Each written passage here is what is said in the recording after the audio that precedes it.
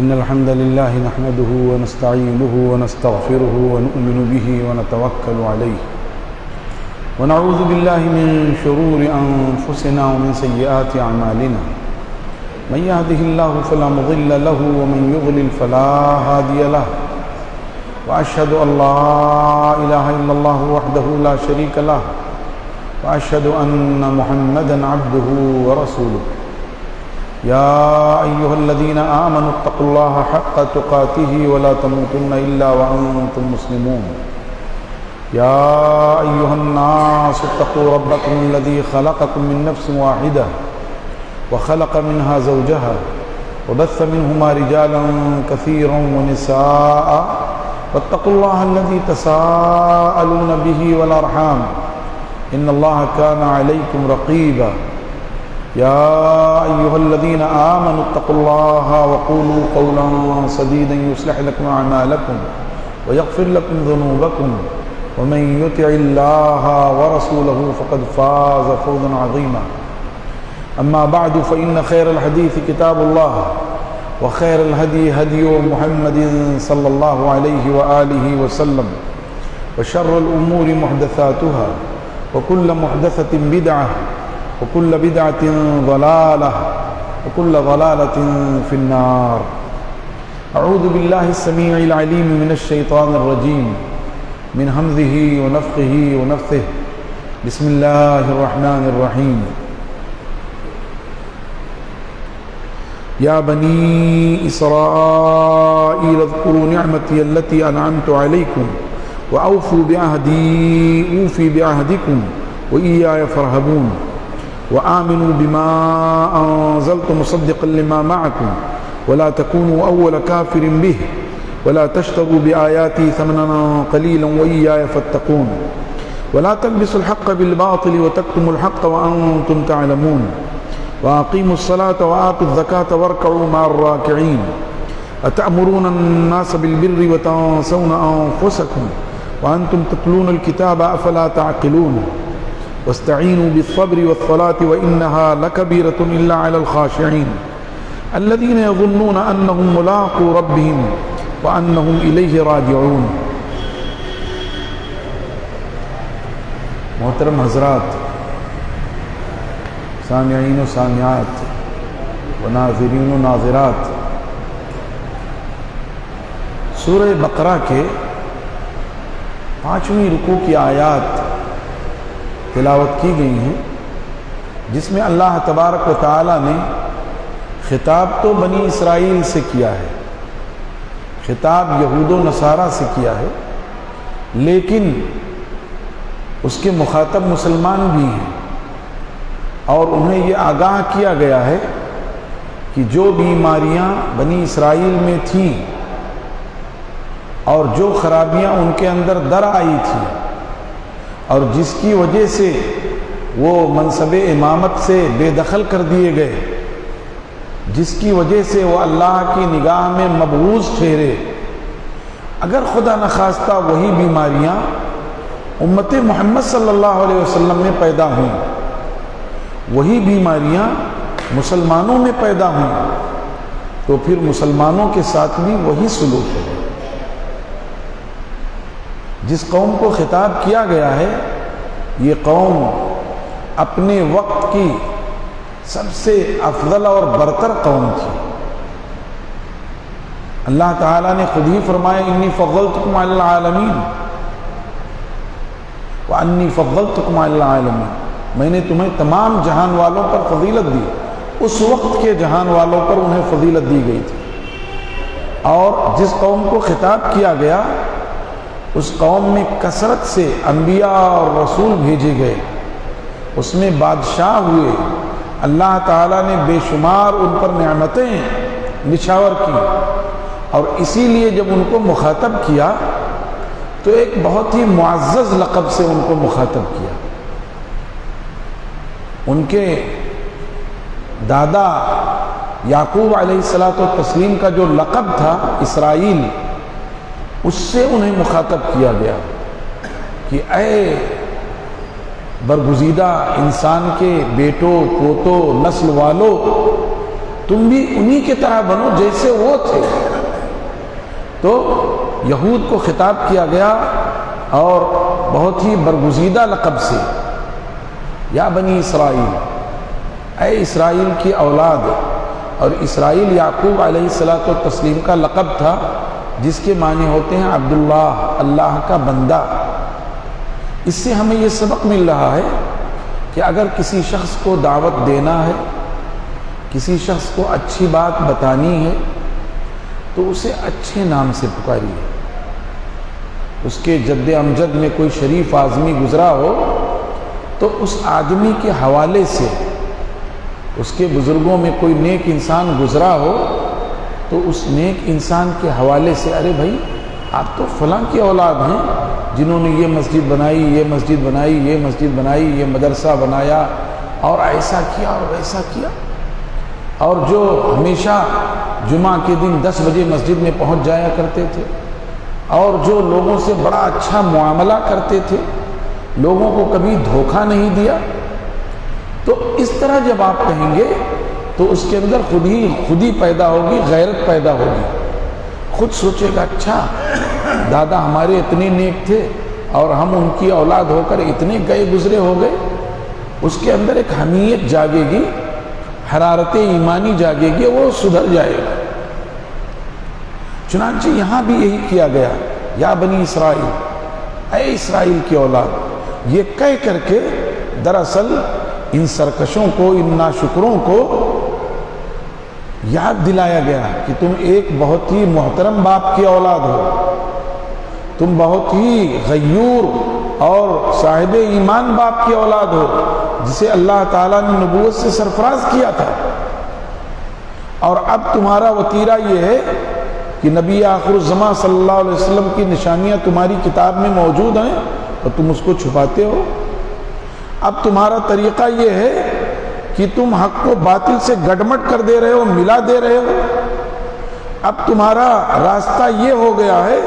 کہ تم لوگوں کو بھلائیوں کا تو حکم دیتے ہو، لیکن لیکن خود ان بھلائیوں پہ عمل نہیں کرتے ہو۔ اب تمہارا معاملہ یہ ہو گیا ہے کہ اللہ کے بندوں کو گمراہ کرتے ہو۔ تم اپنا موجودہ دور دیکھو اور اپنے دادا اسرائیل علیہ السلام کا دور دیکھو، اور یہ دونوں زمانوں میں مقابلہ کروا کر کے دراصل ان کو اصلاح کی دعوت دی گئی ہے۔ تو ایک تو ان کو حوصلہ دیا گیا، اور دوسرے یہ کہ اگر نہ سدھرے، اپنا راستہ نہیں بدلا، اپنا چال چلن اور کیریکٹر تبدیل نہیں کیا، تو پھر یاد رکھو کہ اللہ کی پکڑ بہت سخت ہے۔ یاد رکھو تم نے اللہ سے وعدہ کیا تھا، تم نے وعدہ کیا تھا کہ جب اللہ نے وعدہ لیا تھا کہ وَلَقَدْ أَخَذْنَا بَنِي إِسْرَائِيل، وَلَقَدْ أَخَذْنَا، ہم نے بنی اسرائیل سے عہد و پیمان لیا، میثاق لیا کہ تم جو ہے ضرور بھی ضرور لوگوں پر حق واضح کرو گے، اور تم صلاۃ قائم کرو گے، اور میرے رسولوں کی تکریم کرو گے، اور جب ہمارے آخری رسول محمد صلی اللہ علیہ وسلم تشریف لائیں گے تو ان پر ایمان لاؤ گے، ان کا ساتھ دو گے، ان کے ساتھ صلاۃ میں شریک ہوگے۔ صلاۃ یہ جو نماز ہے، نماز کا عربی لفظ صلاۃ ہی ہے۔ ہم لوگ ترجمہ کر دیتے ہیں نماز، لیکن صحیح بات یہ ہے کہ ہم کو صلاۃ ہی کہنا چاہیے۔ جیسے ہم میں سے جس کا جو نام ہے، کیا وہ اپنے نام کا ترجمہ پسند کرے گا؟ ہاں، کوئی اپنے نام کا ترجمہ پسند نہیں کرے گا۔ اس کا جو نام ہے انگریزی میں، ہندی میں، مراٹھی میں، سنسکرت میں، عربی میں، اردو میں، ہمیشہ وہی نام۔ ایسی صلاۃ بھی ایک عبادت کا نام ہے۔ ہم جو نماز ترجمہ کرتے ہیں اچھا نہیں، ہاں بولتے ہیں تو میں نہیں کہتا کہ وہ گمراہ ہیں یا گنہگار ہیں، لیکن افضل یہ ہے کہ ہماری اپنی اصطلاحات، ہمارے اپنے جو شرعی نام ہیں وہ لوگوں میں رائج ہونا چاہیے۔ جیسے صلاۃ اور صوم، اور دو چیزیں رائج ہیں، جیسے زکوٰۃ اور حج بولتے ہیں، سب زکوٰۃ اور حج بولتے ہیں، ایسی صلاۃ اور صوم بھی۔ تو اللہ تعالیٰ نے ان سے وعدہ لیا کہ میرے رسول کے ساتھ صلاۃ ادا کرو گے، زکوٰۃ دو گے، زکوٰۃ ان کے یہاں تک پہنچاؤ گے، نیکی کے کاموں میں امت مسلمہ کے ساتھ دو گے؟ یہ سب وعدہ لیا گیا، اور اللہ نے فرمایا کہ اگر تم نے میرے وعدے کو پورا کیا تو تمہارے پوروجوں نے، تمہارے بزرگوں نے جو غلطیاں کی اور جن غلطیوں کی وجہ سے تم پر بہت زیادہ بوجھ ہے، اس بوجھ کو میں ختم کر دوں گا۔ اور ختم کرنے کی شکل یہ ہے کہ جب تم اسلام میں داخل ہو جاؤ گے تو اسلام سابقہ تمام گناہوں کو مٹا دیتا ہے، والاسلام یہدم ما کان قبلہ، ختم کر دیتا ہے، والاسلام یجب ما کان قبلہ، اسلام پہلے کی تمام چیزوں کو ختم کر دیتا ہے۔ کہ تمہارے آبا و اجداد نے جو غلطیاں کی ہیں اے یہودیوں، جس کی وجہ سے وہ کبھی خنزیر بنائے گئے، کبھی بندر بنائے گئے، جو غلطیاں کی اس کی وجہ سے آپس میں خونریزی ہوئی، جب انہوں نے بچڑے کی پوجا کی تو اللہ نے حکم دیا کہ ان میں کا بعض کو قتل کر دے، جو موحد ہے مشرک کو قتل کر دے، اور رات کی تاریکی ان پر چھا دی گئی اور 70,000 لوگ قتل ہوئے، ان میں سے آپس ہی میں انہوں نے مارا۔ تو یہ سب چیزیں ختم ہو جائیں گی، لیکن جب عہد پورا کرو گے تب، اور جب تم عہد پورا کرو گے اوفی بعہدکم، میں بھی اپنا عہد پورا کر دوں گا، کیا کہ تم سے وہ بوجھ اتار دوں گا، وہ گناہ اتار دوں گا، تمہیں ایسے باغات میں داخل کروں گا جن کے نیچے نہریں جاری ہوں گی، تمہارا رتبہ بلند کر دوں گا۔ اسی لیے اللہ تعالیٰ نے خطاب کرتے ہوئے فرمایا یا بنی اسرائیل اذکروا نعمتی التی انعمت علیکم، اے بنی اسرائیل، اے آل یعقوب۔ اور جب بنی اسرائیل کہا تو اس میں یہودی اور نصرانی دونوں آ گئے، یہود اور نصارہ دونوں آ گئے، سب یہ اولاد اسرائیل ہیں۔ اے بنی اسرائیل، اے اسرائیل کی اولاد، اذکروا نعمتی التی انعمت علیکم، ذرا میری ان نعمتوں کو یاد تو کرو جو میں نے تم پر کی۔ بے شمار نعمتیں میں نے تم پر نازل کی، تمہارے آبا و اجداد کو فرعون اور آل فرعون کے ظلم سے بچایا، تمہارے آبا و اجداد کے لیے میں نے من و سلوہ نازل کیا، تمہارے آبا و اجداد کے لیے جب وہ پیاسے تھے تو ہم نے ایک چھوٹے پتھر سے 12 چشمے جاری کر دیے، تمہارے آبا و اجداد جب در بدر بھٹک رہے تھے تو میں نے ان میں بادشاہ پیدا کیے، جب ان میں دینی گمراہی آ رہی تھی تو میں نے ان میں انبیاء پیدا کیے، وجعل فیکم ملوکا وجعل فیکم ملوکا، تمہارے درمیان بادشاہ بنا دے اور انبیاء بنائے۔ تو یہ سب نعمتیں اللہ یاد دلا رہا ہے، وہی کہا ذرا میری ان نعمتوں کو یاد تو کرو جو میں نے تم پر نشاور کی ہیں۔ وَأَوْفُوا بِعَهْدِي، اور میرے عہد کو پورا کرو جو عہد میں نے تم سے لیا تھا، ہاں کتاب میں تم سے عہد لیا، عہد الست میں عالم ارواح میں تم سے عہد لیا تھا کہ صرف میری عبادت کرو گے، انبیاء اور رسول آئے ان کی زبانی میں نے عہد لیا تھا کہ میرے آخری پیغمبر، میرے آخری نبی کی تم جو ہے تصدیق کرو گے، ان پر اتاری ہوئی کتاب قرآن پاک کی تصدیق کرو گے، اور ان پر ایمان لانے کے ساتھ ساتھ مسلمانوں کا ساتھ دو گے، صلاۃ ادا کرنے میں، زکوٰۃ دینے میں، نیکی کے کام کرنے میں۔ تو میرے اس عہد کو پورا کرو، اوفی بعہدکم، میں بھی اپنا عہد پورا کر دوں گا۔ اور اللہ کا عہد کیا ہے کہ اللہ نے جو ان پر نعمتیں نشاور کی اور جو وعدہ فرمایا کہ تمہیں باغات میں داخل کر دوں گا اور تم سے بہت سارا بوجھ اتار دوں گا، وہی بات فرمائی گئی، اوفی بعہدکم۔ ورنہ اللہ مجبور نہیں ہے کہ اپنا وعدہ پورا کرے، انسان تو اس کا بندہ اور غلام ہے، اس کی مخلوق ہے، ذرا سی دیر میں چاہے سارے انسانوں کو موت کے گھاٹ اتار دے، نیند سلا دے، کچھ نہیں ہو سکتا ہے، اللہ سے کوئی سوال نہیں کر سکتا ہے۔ لیکن یہ اللہ کا فضل ہے، اللہ فرما رہے ہیں کہ تم مجھ سے جو اپنا وعدہ ہے پورا کرو، میں بھی تم سے کیا ہوا وعدہ پورا کر دوں گا۔ یہ اللہ کا فضل ہے، اس کی مہربانی ہے، ورنہ وہ مجبور نہیں ہے اپنا وعدہ پورا کرنے میں۔ وَإِيَّايَ فَارْهَبُونَ، اور صرف مجھی سے ڈرو۔ یہ تم فرعونیوں اور آل فرعون سے ڈرتے ہو، یہ تم اور دنیا والوں سے، بخت نصر سے اور دوسرے طاغوتی قوتوں اور طاقتوں سے ڈرتے ہو، چھوڑو ان کو۔ وَإِيَّايَ فَارْهَبُونَ، صرف مجھی سے ڈرو۔ وَآمِنُوا بِمَا أَنزَلْتُ مُصَدِّقًا لِمَا مَعَكُمْ، اور ایمان لے آؤ اس چیز پر جو میں نے نازل کیا ہے، اور وہ چیز جو میں نے نازل کیا ہے اپنے حبیب اور خلیل محمد صلی اللہ علیہ وسلم پر، یعنی قرآن،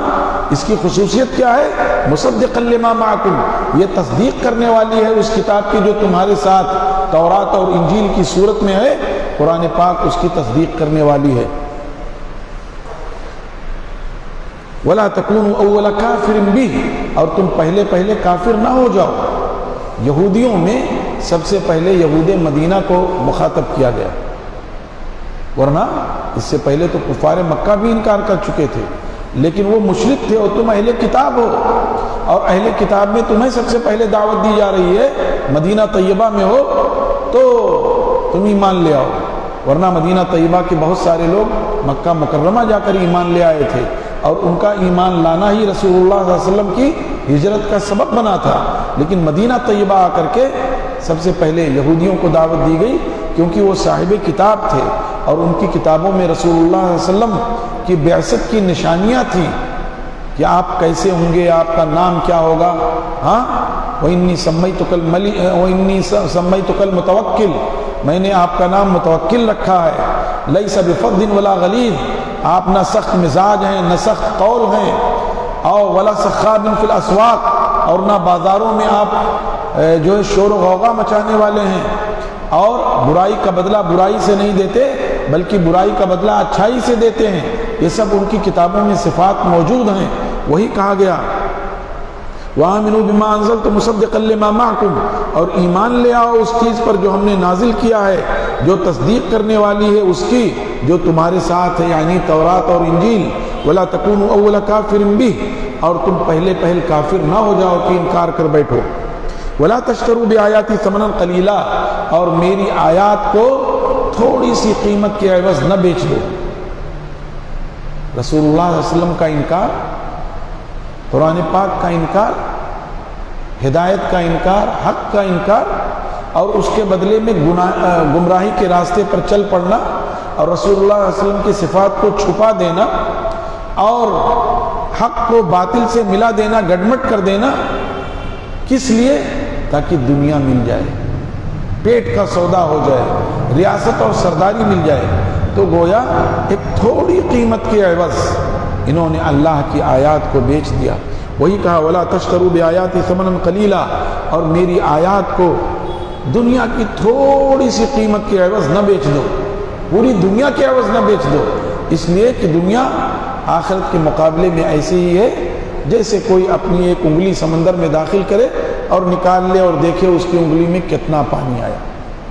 اور سارے انسان و جنات آدم علیہ السلام سے لے کر اور جنوں میں ابلیس سے لے کر اور آخر تک سب ایک میدان میں جمع ہو جائیں اور سب ساری ضروریات اپنی مانگنے لگیں، تب بھی اللہ کے خزانے سے اتنی بھی کمی نہیں ہوگی جتنا انگلی سے پانی جو سمندر سے نکالا گیا، اتنی بھی کمی نہیں ہوگی۔ تو دنیا قلیل ہے۔ وہی کہا کہ دنیا میری آیات کو تھوڑی سی قیمت کے عوض نہ بیچ دو، وَإِيَّايَ فَاتَّقُونِ، اور صرف میرا ہی تقوی اختیار کرو، مجھے سے ڈرو، تبھی تم کامیاب ہو سکتے ہو۔ وَلَا تَلْبِسُوا الْحَقَّ بِالْبَاطِلِ، اور حق کو باطل کے ساتھ گڈمڈ نہ کرو، ملاؤ نہیں، خلط ملط نہ کرو، کہ جیسے لوگ بولتے ہیں صاحب ارے سارے دین ایک ہی ہیں، راستہ تو وہیں جاتا ہے،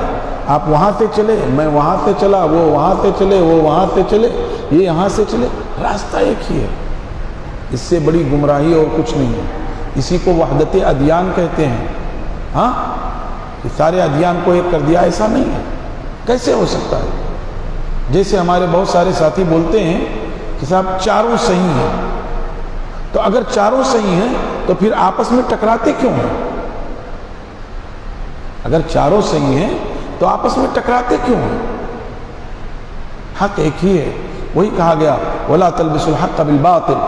اور حق کو باطل سے گڈمڈ نہ کرو کہ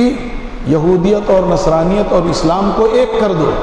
صاحب یہ سب ایک ہی ہے، سب میں اللہ کی عبادت نہیں صاحب۔ اسلام کے آ جانے کے بعد یہودیت اور نصرانیت کا وجود ختم ہو گیا، ان کی کوئی حیثیت باقی نہیں رہی۔ وہی کہا وَلَا تَلْبِسُوا الْحَقَّ بِالْبَاطِلِ، حق کو باطل سے گڈمڈ نہ کرو، وَتَكْتُمُوا الْحَقَّ وَأَنْتُمْ تَعْلَمُونَ، اور تم حق کو چھپا رہے ہو، تمہیں یہ معلوم ہے کہ محمد صلی اللہ علیہ وسلم اللہ کے آخری رسول ہیں، تمہیں یہ معلوم ہے کہ قرآن پاک اللہ کی آخری کتاب ہے، تمہیں یہ معلوم ہے کہ یہی حق ہے، یہی ہدایت ہے، اس کے باوجود تم لوگوں سے اس لیے چھپاتے ہو تاکہ تمہاری سرداری باقی رہے، تمہارا پیٹ باقی رہے، تمہارا وظیفہ، تمہارا جزیہ، تمہارا ٹیکس، تمہارا نذرانہ باقی رہے، جبکہ تم جانتے ہو۔ أَتَأْمُرُونَ النَّاسَ بِالْبِرِّ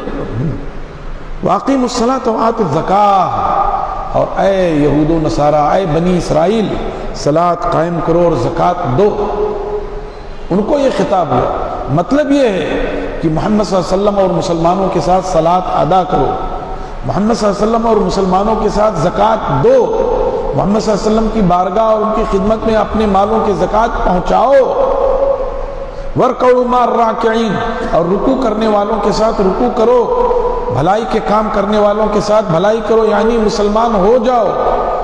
اپنی بدبختی پر، اپنی شقاوت پر باقی نہ رہو، اس لیے کہ تمہارے جد امجد اسرائیل یعقوب علیہ الصلوۃ والتسلیم اللہ کے برگزیدہ بندے تھے، انہوں نے اللہ کے لیے قربانیاں دی تھیں، ان کے 12 بیٹے تھے، انہی 12 بیٹوں سے 12 نقیب ہو گئے، 12 یہودیوں کے خاندان ہو گئے،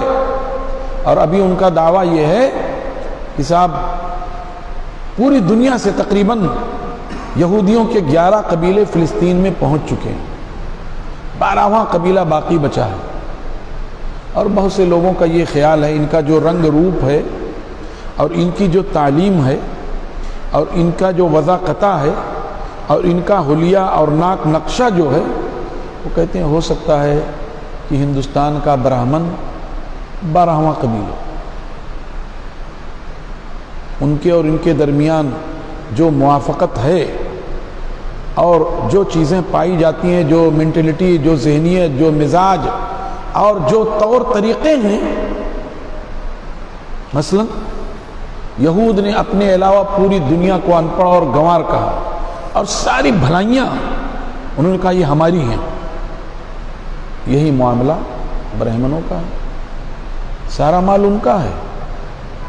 چھتری کو صرف اجازت ہے کہ وہ کما سکتا ہے، لیکن ضرورت پڑے تو برہمن کو دے دے،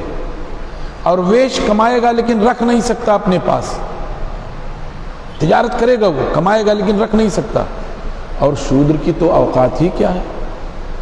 اس کو تو انسان ہی نہیں سمجھتے۔ ایسے ہی بنی اسرائیل بھی جب موسیٰ علیہ السلام کے ذریعے اللہ نے انہیں نجات دی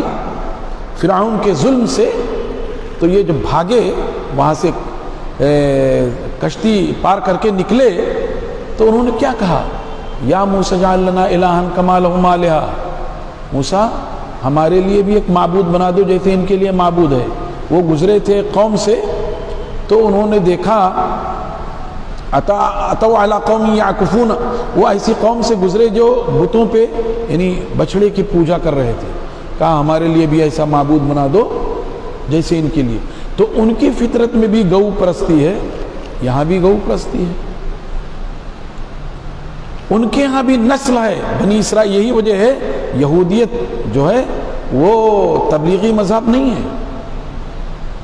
اور ان کے ہاں اور کوئی آگے آ نہیں سکتا، بس اتنا ہی۔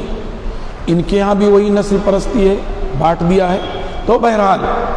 یہ بات چلی اس پر کہ ان کے 12 قبیلے تھے، یاد دلایا گیا کہ تمہارے باپ یعقوب علیہ السلام اتنے اچھے اور نیک تھے، تم بھی مسلمان ہو جاؤ اور نبی صلی اللہ علیہ وسلم کے ساتھ صلاۃ میں شریک ہو، ان کے ساتھ زکوٰۃ دو، ان کے ساتھ بھلائیوں کے کام میں لگ جاؤ۔ اتأمرون الناس بالبر، لوگو کیا تم لوگوں کو بھلائیوں کا حکم دیتے ہو، وتنسون انفسکم، اور اپنے آپ کو بھول جاتے ہو، اپنے آپ کو بھول جاتے ہو، وانتم تتلون الکتاب، اس حال میں کہ تم کتاب پڑھتے ہو، اور کتاب میں یہ ہے کہ لوگوں کو جن چیزوں کا حکم دو سب سے پہلے اس پر خود عمل کرو۔ میں نے شروع ہی میں یہ بات کہہ دی، اور بھی آخر میں 2-3 منٹ اس پر میں امت محمد صلی اللہ علیہ وسلم کے تعلق سے گفتگو کروں گا۔ وانتم تتلون الکتاب، تم کتاب پڑھتے ہو، افلا تعقلون، اتنی بھی سوجھ بوجھ نہیں کہ لوگوں کو تو بھلائیوں کا حکم دیتے ہو اور اپنے آپ کو بھلائیوں سے روک لیتے ہو۔ کل قیامت میں ایک شخص جہنم میں ڈالا جائے گا اور اس کی آنت اتنی بڑی ہو جائے گی کہ اس کے جسم سے نکل جائے گی، اور وہ اپنے آنت کے ارد گرد ایسے گھوم رہا ہوگا، اور لوگ جمع ہو جائیں گے، اس کو پہچان لیں گے، ارے کیا آپ وہی نہیں تھے جو لوگوں کو بھلائیوں کا حکم دیتے تھے؟ کہے گا ہاں میں وہی ہوں، لوگوں کو بھلائیوں کا حکم دیتا تھا، لیکن میں بھلائی کے کام نہیں کرتا تھا، اور یہی نہیں کہ میں بھلائی کے کام نہیں کرتا تھا، میں برائیوں میں الجھا رہا، میں برائیوں میں الجھا رہا، اس کا یہ انجام ہے۔ کل قیامت کیا رسول اللہ صلی اللہ علیہ وسلم کو خواب دکھایا گیا اور کئی مناظر دکھائے گئے۔ اس میں ایک منظر یہ تھا کہ ایک فرشتہ، ایک شخص لیٹا ہوا ہے پیٹ کے بل، اور ایک فرشتہ ایک بھاری پتھر سے اس کے سر پہ مارتا ہے، اس کا سر ریزہ ریزہ ہو جاتا ہے، پتھر دور چلا جاتا ہے۔ جب تک وہ فرشتہ اس پتھر کو اٹھانے جاتا ہے تب تک اس کا یہ سر صحیح ہو جاتا ہے، پھر آ کر مارتا ہے۔ ایسے کئی منظر دکھائے گئے۔ رسول اللہ صلی اللہ علیہ وسلم کو آخر میں انہوں نے بتایا، کئی مناظر بتائے، لمبی روایت ہے صحیح بخاری کی، اس میں یہ ہے بتایا کہ یہ آدمی جو لیٹا ہوا ہے اور جس کے سر پر فرشتہ پتھر سے مار رہا ہے اور اس کا سر پاش ہو جاتا ہے اور پتھر دور جاتا ہے، اٹھا کر لاتا ہے، پھر سر صحیح ہو جاتا ہے، پھر مارتا ہے، یہ وہ شخص ہے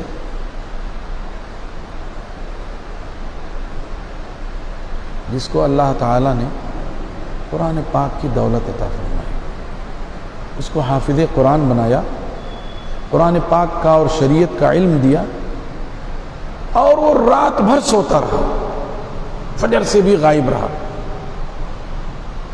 نیکیوں کا اہتمام نہیں کیا، یہ اس کی سزا ہے۔ اللہ ہم لوگوں کو محفوظ رکھے۔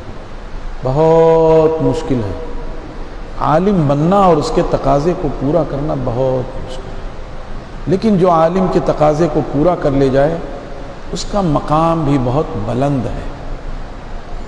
حقیقی معنوں میں پھر وہ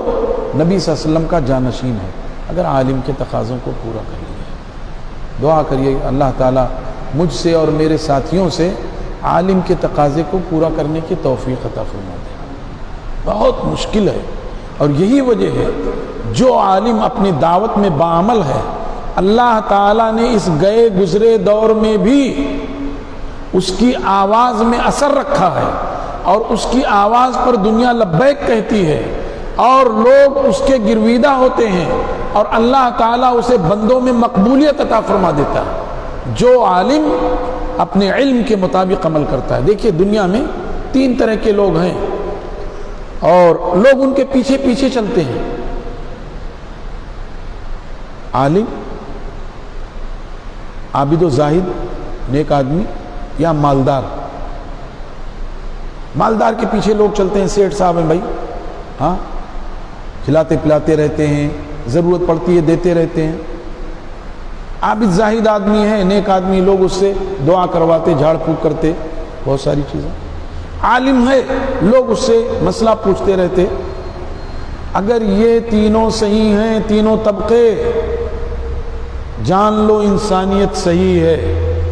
اگر ہمارا عالم صحیح ہے، ہمارا عابد و زاہد مصلی صحیح ہے، ہمارا مالدار طبقہ نیک ہے، امت نیک رہے گی۔ اور اگر یہ تینوں طبقے برباد ہو گئے، ہمارا عالم بے عمل بلکہ بدعمل ہو گیا، ہمارا عابد و زاہد ریاکار ہو گیا، ہمارا مالدار جو ہے حرام کاموں میں فضول خرچیوں میں پیسے لٹانے لگا، پوری امت برباد ہو جائے گی۔ وَلَا أَفْسَدَ الدِّينَ إِلَّا الْمُلُوكُ وَأَحْبَارُ سُوءٍ وَرُهْبَانُهَا، اور دین کو برباد نہیں کیا مگر بادشاہوں نے اور برے علماء نے، علماء سو نے، اور برے پجاریوں نے، ریاکار پجاریوں نے۔ اللہ اس امت کو صالح علماء عطا فرما دے اس گئے گزرے دور میں، صالح اور مخلص عبادت گزار لوگ پیدا فرما دے، اور نیک عابدوں اور زاہدوں کو پیدا کر دے۔ تو کیا فرمایا کہ تم لوگوں کو برائیوں کا حکم دیتے ہو اور اپنے آپ کو بھول جاتے ہو جبکہ تم کتاب پڑھتے ہو، تمہیں اتنی بھی سوجھ بوجھ نہیں؟ وَاسْتَعِينُوا بِالصَّبْرِ وَالصَّلَاةِ، اور اے لوگو صبر اور صلاۃ کے ذریعے مدد چاہو۔ اس کا مطلب یہ نہیں کہ یہ صبر غیر اللہ ہے اور صلاۃ غیر اللہ ہے۔ بہت سارے ہمارے بھائیوں نے یہی سمجھایا لوگوں کو، دیکھو اولیاء اور بزرگان دین سے آپ مدد طلب کر سکتے ہیں، کیسے؟ دلیل وَاسْتَعِينُوا بِالصَّبْرِ وَالصَّلَاةِ، اور مدد طلب کرو صبر اور صلاۃ کے ذریعے۔ ارے میرے بھائی، صبر اور صلاۃ کہیں جاندار چیزیں ہیں؟ صبر اور صلاۃ یہ ہے جس کے اندر صبر پیدا ہو وہ گناہ سے بچ گیا، جس کے اندر صبر پیدا ہو وہ شریعت پر جم گیا، جس کے اندر صبر پیدا ہو جائے اچھی اچھی عادتوں کا خوگر اور عادی ہو گیا، اور جو صلاۃ کا عادی ہو گیا وہ اللہ کا برگزیدہ ہو گیا، اللہ سے سرگوشی کرنے والا ہو گیا۔ یہ مراد ہے، اور یہی وجہ ہے جب کوئی مشکل گھڑی آتی تو رسول اللہ صلی اللہ علیہ وسلم فوراً صلاۃ ادا کرنے لگتے۔ وَاسْتَعِينُوا بِالصَّبْرِ وَالصَّلَاةِ، اور صبر اور صلاۃ کے ذریعے مدد چاہو۔ وَإِنَّهَا لَكَبِيرَةٌ إِلَّا عَلَى الْخَاشِعِينَ، اور یقیناً صبر اور صلاۃ یہ دونوں بڑا گراں ہیں، بہت بھاری ہیں، آدمی آسانی سے تیار نہیں ہوتا۔ إِلَّا عَلَى الْخَاشِعِينَ، ہاں جو اللہ کا تقوی، اس کا خوف و خشیت رکھتے ہیں ان کے لیے مشکل نہیں ہے۔ اور کون ہے جو اللہ کا خوف اور خشیت رکھتے؟ الذین یظنون انہم ملاقو ربہم، وہ لوگ جو یقین رکھتے ہیں کہ وہ اپنے رب سے ملنے والے ہیں، وانہم الیہ راجعون، اور اس کی طرف لوٹ کر جانے والے ہیں۔ جن کو آخرت پر یقین ہے ان کے لیے صلاۃ مشکل نہیں، ان کے لیے صبر مشکل نہیں، ان کے لیے نیکی پر عمل کرنا مشکل نہیں، ان کے لیے برائیوں سے روکنا مشکل نہیں۔ تو جو یہ یقین رکھتے ہیں کہ ایک دن آئے گا جب اللہ سے ملاقات ہوگی، اور ایک دن آئے گا جب اللہ کی طرف لوٹ کر جانا ہے، تو یہ اصل خطاب تو یہودیوں سے ہوا، لیکن یہ اصل مسلمانوں سے خطاب ہے کہ مسلمانوں، ہم نے منصب قیادت چھین کر تم کو دی ہے، اور تم کو کنتم خیر امت اخرجت للناس کہا ہے، تم سب سے بہتر امت ہو۔ لیکن چلیے انشاءاللہ یہ گفتگو ابھی وہ آیات چل ہی رہی ہیں، اس لیے اگلے ہفتے انشاءاللہ اس پر تھوڑی سی روشنی ڈال کر پھر آگے بات کریں گے۔ اللہ نے چاہا تو اللہ تعالیٰ سے دعا ہے کہ اللہ تعالیٰ ہمیں قرآن پاک کی ان آیات کو سمجھنے کی اور سمجھ کر اس پر عمل کرنے کی اور دوسروں تک پہنچانے کی توفیق عطا فرمائے۔ اللہ تعالیٰ قرآن پاک کو ہمارے دل کا نور، ہماری آنکھوں کا سرور، ہمارے غم اور فکر کو لے جانے والا بنا دے۔ سبحان ربک رب العزت عما یصفون، وسلام علی المرسلین، والحمد للہ رب العالمین، وصلی اللہ وسلم وبارک علی نبینا محمد وعلی آلہ وصحبہ اجمعین، والسلام علیکم ورحمۃ اللہ وبرکاتہ۔